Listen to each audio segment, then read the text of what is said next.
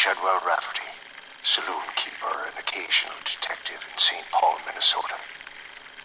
If you're listening to this recording, you've taken your first step toward unraveling the mystery of Ada Strongwood and the strange death of her lover, Michael Masterson.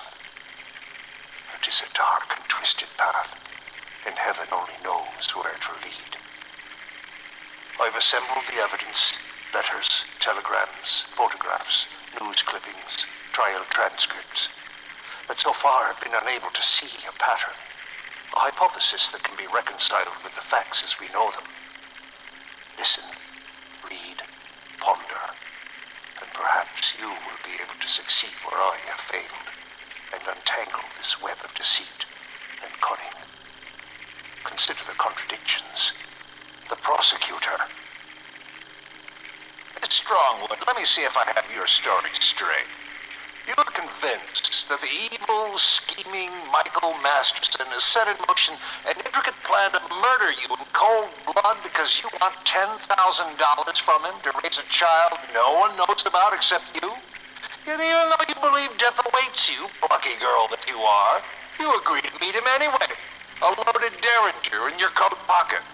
And only after he springs at you like a beast do you most reluctantly take out your derringer and, no doubt with your eyes closed, fire at him and, by the grace of God, manage to put a bullet right through his heart. Sounds like a tale right out of a cheap novel, doesn't it, Miss Strongwood?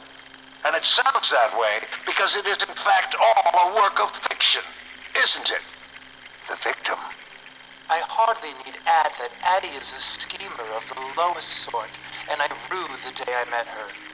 You warned me long ago that there would be a certain class of women interested only in my money and my name, who would use all of their female wiles to entrap me. How right you were, Father, and how ignorant I was to ever doubt your wise counsel.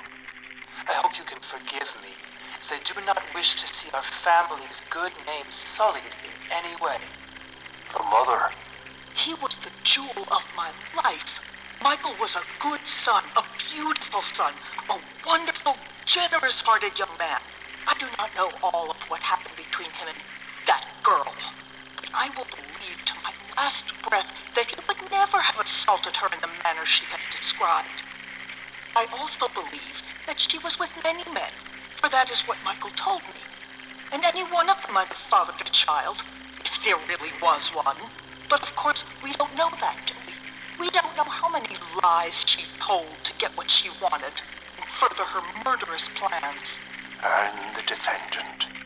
I will begin by stating that I did not murder Michael Masterson in cold blood, as the calumnies of the press would have it, and that I am in every way a woman wronged.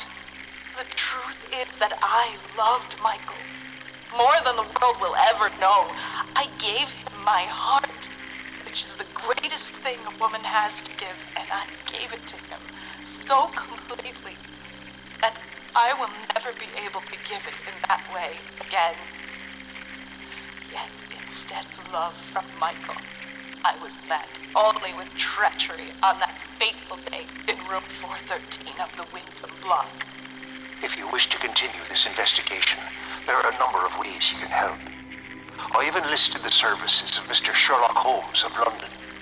We've worked together on several other Minnesota mysteries, including the Ice Palace murders, the affair of the Secret Alliance, and the mystery of the magic bullet.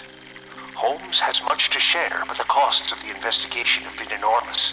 Holmes and I need your help to offset the considerable expenses we have already incurred in pursuit of this inquiry. Please consider a contribution.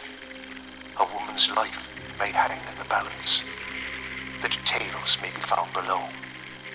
I leave you with Holmes's thoughts on the torn photograph, a crucial piece of evidence. I'm of the strong opinion that the photograph of Miss Strongwood is the essential piece of evidence in this case, and that its presence in Mr. Masterson's hand at the time of his demise will, if properly understood, tell us how and why he died. But the answer will be known only if the missing part of the photograph can be found. So, where might the missing piece be? I have thought long and hard upon the matter, and I have concluded that Mr. Poe and his purloined letter may point us in the right direction.